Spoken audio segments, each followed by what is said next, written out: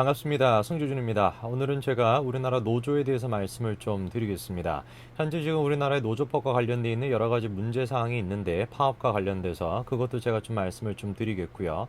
그다음에 두 번째 같은 경우는 ILO와 이번에 이제 원래 우리가 비준을 맺고 있지 않았던 네 가지 어떤 조항에 대해서 세 가지를 지금 이제 비준을 하겠다라고 이제 소식이 또 나오고 있는데 그 관련된 맥락에 대해서 제가 좀 정리를 좀 해드리겠습니다. 일단 첫 번째로 ILO 같은 경우는 국제노동기구를 뜻하는데요. 국제노동기구는 우리나라도 마찬가지로 가입이 되어 있습니다. 그래서 가입되어 있는 모든 국가들한테 네 가지 분야, 결사의 자유, 강제노동 금지, 아동노동 금지, 차별 금지 이 네 가지 분야에 관련돼 가지고 8개의 협약을 핵심 내용으로 하고 있는 기관입니다. 그래서 여기에 가입되어 있는 모든 국가들 같은 경우는 8개 협약에 대해서 전부 다 비준을 맺도록 그렇게 ILO는 요구하고 있는 상황입니다.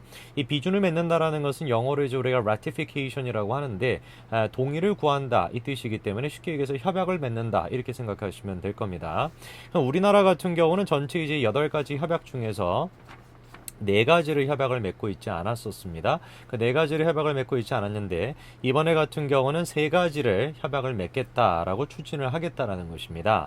근데 이제 원래 이재가 고용노동부 장관이 계속해서 얘기했던 것이 원래 같은 경우는 이제 노동조약이나 이런 것들 같은 경우는 기업이나 여러 가지 활동과 아주 연관성이 많기 때문에 함부로 그냥 우리가 바꿀 수 있는 것이 아니고 국내 관련돼 있는 법안을 일단 먼저 우리가 수정을 하고 그리고 난 다음에 국회에 비준을 요청하겠다 이런 식으로 이제 얘기를 했었거든요. 불과 한 3, 4일 전만 하더라도 그렇게 얘기를 했었는데 며칠이 안 돼가지고 오늘 제가 기사를 보니까 말을 싹 바꾼 거예요. 말을 싹 바꿔가지고 먼저 국내법을 개정을 하고 선 비준을 요청하는 것이 아니라 선 비준을 하는 것으로 입장을 확 바꿔버렸습니다. 이런 식으로 선 비준이 만약에 통과가 되게 된다면 어떤 문제가 생길 수가 있냐?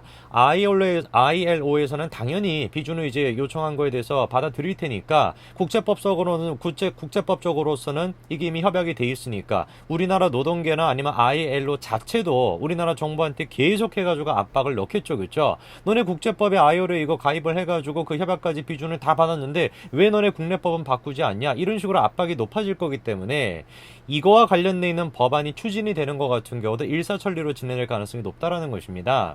그렇기 때문에 국내 기업들이나 우리가 이제 경영을 하는 입장에서 같은 경우는 그리고 이제 경제를 생각했었을 때 같은 경우는 함부로 이거를 먼저 비준을 하지 말고 일단 국내법부터 먼저 고치고 시행을 일단 하면서 이거를 고치고 그리고 난 다음에 비준을 요청하자라는 것이 기본적인 입장이었던 것인데 이제가 고용노동부 장관이 입장을 싹 바꿔버린 것이죠. 자, 그러면 이게 왜 문제가 되는 것이냐? 우리나라가 일단 맺고 있지 않았던 네 가지의 이제 핵심 협약 가운데서 세 가지를 이번에 이제 추진을 한다라는 것인데요. 비준을. 첫 번째가 이제 결사의 자유와 단결권 보호라고 하는 87호.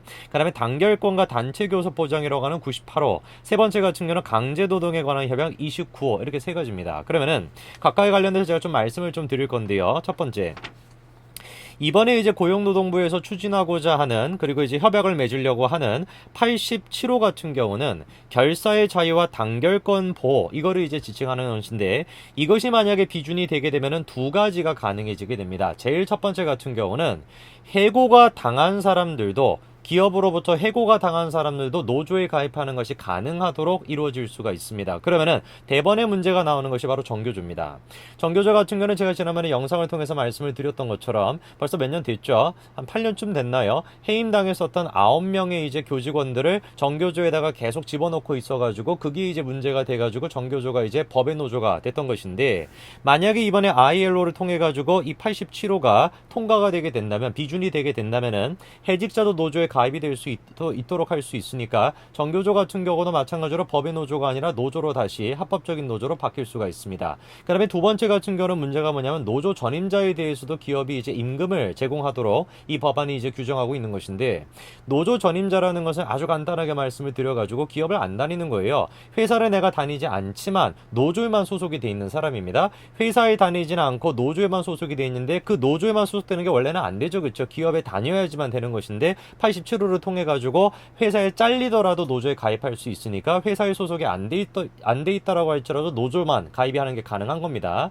그런 사람들을 가르쳐서 우리가 전임자라고 얘기하는 것입니다. 기업의 일은 내가 하지 않고 노조와 관련된 일만 하는 사람들을 우리가 노조 전임자라고 하는 것인데, 그 사람들에 대해서도 마찬가지로 임금을 주게끔 이 법안이 지금 짜여져 있다라는 것이죠. 회사 입장에서 같은 경우는 우리 회사 다니면서 일도 안 해요. 그리고 노조만 가입해가지고 노조에서만 계속해가지고 임금 올려라 뭐 해라 이런 식의 시위만 맨날 한다라고 할지라도 그 사람한테 또 마찬가지로 임금을 제공하도록 된다라는 것입니다. 그 다음에 98호 같은 경우는 단결권과 단체 교섭 보장으로서 근로자의 어떤 노조 결성과 단체 교섭권을 최대한 보장하는 이 법안이고, 그 다음에 이제 세 번째 같은 경우는 협약이 뭐냐면은 강제 노동에 관한 협약, 이게 이제 29호인데 강제 노동 자체를 이제 금지시키는 협약인 것입니다. 그러면 이게 문제가 될 수 있는 게 뭐냐면 강제 노동에 해당되는 것이 대표적인 게 지금 이제 사회복무요원입니다. 사회복무요원이나 아니면 군대를 이제 가지 않고 대체복무라는 사람들, 이런 사람들의 어떤 근무 같은 경우도 전부 다 지금 여기에 강제 노동에 해당이 되는 것이거든요. 그래서 이번에 ILO랑 이 29호가 만약에 비준이 된다라고 한다면은 대체 노동 자체가 강제 노동 자체가 금지가 되는 것이니까 사회복무요원이나 공익근무요원들 같은 경우도 현역으로 가야 되도록 바뀐다라는 것입니다. 나아가서 같은 경우는 조금 더 이제 우리가 해석해 볼 수 있는 부분들이 예체능 아니면 이제 뭔가 축구 선수 올림픽 해가지고 이제 금메달 따가지고 하는 사람들, 그런 사람들 같은 경우는 마찬가지로 현역으로 갈 수 있게끔 될 수 있다, 이런 식의 이제 해석도 나와 있지만 뭐 그것까지 같은 경우는 이제 강제 노동에 보지 않을 거다라는 입장도 있습니다. 그러나 사회복무요원이나 공익근무요원들이 하고 있는 이 근무들 같은 경우는 틀림없이 강제 노동에 해당이 되기 때문에 이거에 대해서 수정 조치가 필요하거든요. 그래서 지금 병무청이나 이제 이렇게 내놓고 있는 입장 자체가 공익근무요원으로서 판정을 받았다라고 할지라도 현역병으로서 들어갈 수 있는 그런 어떤 선택지를 준다라고 하면은 강제 노동에 대한 이런 어떤 협약 29호를 어기는 게 아닌 게 될 수 있다, 이렇게 지금 의견을 표명하고 있는데 논리적으로 말이 안 되죠. 왜냐면은 현역으로 들어갈 수 없다라고 병무청이 판단을 해가지고 사회복무요원으로 가라고 한 것인데, 현역으로 갈 수 있는 조건을 제시함으로써 강제 노동에 대한 협약을 피할 수 있다라는 생각 자체가, 사회복무요원이라는 제도 자체가 애당초 그냥 현역병으로 갈지 안 갈지를 결정할 수 있는 수단이 안 된다라는 게 된다는 얘기입니다. 기준 자체가 별로 없다라는 뜻이 되겠죠, 그렇죠? 그래서 현역병으로 못 가기 때문에, 못 가니까 사회복무요원으로 가라고 한 것인데, 현역병으로 갈 수 있다라는 어떤 조건을 줌으로써, 선택지를 줌으로써 강제 노동에 대한 협약을 피한다고요? 글쎄요, 이거 같은 경우는 다분히 ILO 협약을 위반하는 것이 될 수 있기 때문에 사회복무요원 같은 경우도 현역병으로 가야 될 가능성도 있습니다. 자, 그러면은 이런 식의 어떤 세 가지 이제 이것들이 아무래도 이제 기업과 다 관련이 돼 있기 때문에 이런 어떤 협약들 자체가 원래 같은 경우는 관련돼 있는 법안을 일단 먼저 조정을 하고 국내에서, 그리고 난 다음에 비준을 신청하는 것이 정상적인 절차죠. 그럼에도 불구하고 이제가 고용노동부 장관은 정부의 이제 입장을 빌려가지고 그냥 이거를 지금 비준부터 먼저 추진을 하겠다라고 지금 나서고 있는 것입니다. 그렇기 때문에 노동조합의 힘을 굉장히 많이 주고 있다라는 비판을 받을 수밖에 없는 것이죠. 두 번째로 제가 말씀을 드릴 것이 아까 말씀을 드렸던 것처럼 노동조합의 현재 지금 우리나라의 위상이 어떠냐, 이거에 대해서 말씀을 드려야 되는데, 예전에 이제 심상정 의원과 그 다음에 홍준표 당시 이제 그 대선 토론 나왔었을 때 심상정 의원이 이렇게 물어봤어요. 노조가 주적입니까? 이렇게 여쭤봤는데 저는 단언코 말씀드릴 수 있습니다. 노조는 주적입니다. 대한민국의 주적은 아니지만 대한민국 경제의 주적입니다. 제가 지금 몇 가지 이유를 말씀드릴 테니까 반박할 게 있으면 반박해 보시기 바랍니다. 첫째, 우리나라 같은 경우는 이제 파업에 대해 가지고 굉장히 우리가 여유롭습니다. 무슨 말이냐면은 합법적인 파업이라고 한다면은 합법적인 파업을 한다라는 것 자체가 별로 그렇게 어렵지가 않아요. 노동조합원이 절반 이상이 동의한다라고 한다면 합법적인 파업이 될 수가 있고, 그다음에 근무와 관련돼 있는 어떤 개선 사항 이거와 관련돼 있기만 하면은 전부 다 합법적인 파업이 될 수가 있습니다. 굉장히 파업을 쉽게 할 수 있는 구조고, 문제가 되는 것이 뭐냐면은 파업을 이제 했었을 때 대체 근무를 해가지고 기업 입장에서는 노동조합들이 이제 그 생산 수단이나 이런 것들이 이제 가동을 안 하고 파업을 하고 있다라고 한다면은 당연히 이제 기업체 입장에서는 어떻게 해야 되겠습니까? 뭐 예를 들어가지고 신규 채용을 한다든지 아니면 하청을 준다든지 하도급 파견을 한다든지 이런 식으로 해가지고 대체 근무를 해가지고 생산성 자체에 차질이 없도록 하는 것이 기본인 것인데, 이게 이제 대체 근로라고 하는 것입니다. 근데 그 대체 근로 자체가 우리나라에서는 노동조합법에 따라 가지고 불법으로 되어 있습니다. 무슨 말이냐라고 한다면은 파업을 한다라고 했었을 때 생산성을 다시 끌어올릴 수 있는 수단이 없다라는 것이죠. 그래서 이제 기업을 망하겠다 이런 게 아니라고 한다면은 되면은 그냥 아무 손도 쓸 수가 없는 것이죠. 그렇기 때문에 결국에는 사업을 접을 수가 없으니까 노조에 굴복할 수밖에 없는 이런 구조입니다. 그래서 노동조합이 이런 식으로 파업을 했었을 때 어떤 대체 근로를 허용하고 있는 나라들이 어떤 나라가 있냐? 우리나라는 그걸 허용하고 있지 않지만 미국이나 일본이나 독일이나 프랑스, 흔히 이제 좌파들이 얘기하는 노동조합 자체가 많이 발달이 되어 있는 이런 나라들 같은 경우도 노동조합이 파업을 했었을 때 같은 경우는 대체 근무를 전부 다 허용하고 있는데 우리나라는 허용을 하고 있지 않습니다. 그렇기 때문에 기업체 입장에서 같은 경우는 노동조합이 생산 안 하고 있다? 순술방도가 없는 것이죠. 공장 가동 안 하는 것 말고는 순술방도가 없으니까 얘기 들어줄 수밖에 없다라는 것이죠.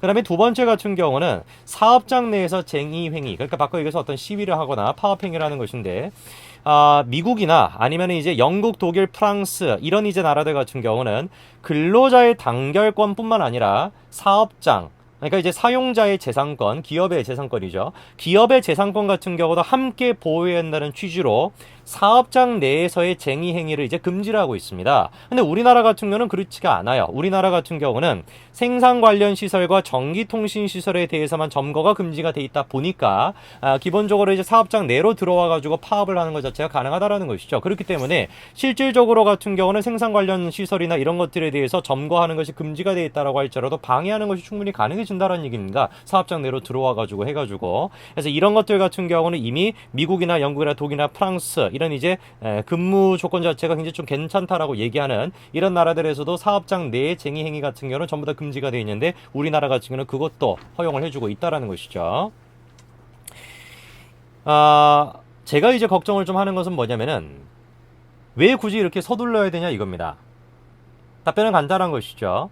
굳이 우리가 이런 식의 노조와 관련되는 여러 가지 문제들이 중첩되어 있고 대부분의 경제 전문가들 같은 경우는 우리나라 노조의 어떤 권한이 너무 세다라는 거. 월급을 지금 수백만 원씩, 수천만 원씩 받음에도 불구하고 허관을 지금 파업을 해가지고 엄청난 손실이 나고 있고 전 세계적인 경제 구조나 전 세계적인 지금 이제 환율 수치나 이런 것들을 봤었을 때 우리나라 경제 자체가 완전히 지금 위기로 빠질 수 있는 상황임에도 불구하고 노조의 권한을 점점 더 높여주겠다라는 것을 왜 굳이 지금 하겠냐라고 한다면 저는 도저히 이해할 수가 없습니다. 관련된 법안을 우리가 수정을 하고 국내 내에서 그것을 수정을 하고 그리고 난 다음에 아이올레한테 우리가 비준을 한다든지 이런 식으로 하더라도 충분히 이루어질 수가 있는 것인데 굳이 왜 이거를 지금 이렇게 급하게 해야 되는 것이냐? 이유가 아무것도 없는 것이에요. 굳이 이유를 꼽아보라고 한다면 저는 정치적인 이유밖에 없다라는 것입니다. 그래서 단언코 제가 말씀을 드리는데 문재인 대통령은 정치, 내년 총선 이것 때문에 정말로 국가 경제를 말아먹기로 작정을 한 인간이다라고 저는 표현할 수 있습니다. 아무리 제가 생각해도 이해할 수가 없어요. 굳이 지금 왜 이거를 우리가 비준을 통과를 시켜야 되냐? 이렇게나 경제 상황이 안 좋고 우리나라 경제 1분기 지금 우리나라만 거의 마이너스 경제 성적을 기록하고 있고 그리고 실업자 수치도 엄청나게 높아지고 있고 말도 못하는 여러 가지 문제에 대해서 제가 다른 영상에도 지적을 했음에도 불구하고 왜 굳이 지금 노조의 권한을 지금 높여야 되는 것이냐? 기업의 경쟁력을 높인다 할지라도 지금 문제가 되는 판에 왜 이런 식으로 우리가 정책을 짜야 되는 것이냐? 정말로 답답하고 화가 나는 것이 정치적인 이유 말고는 없다라는 것입니다.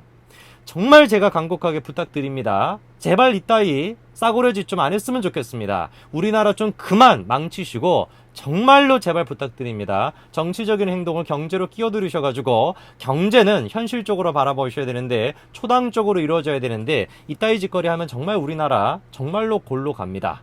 정말 제가 걱정이 많이 됩니다. 오늘 여기까지 말씀드리겠습니다. 감사합니다.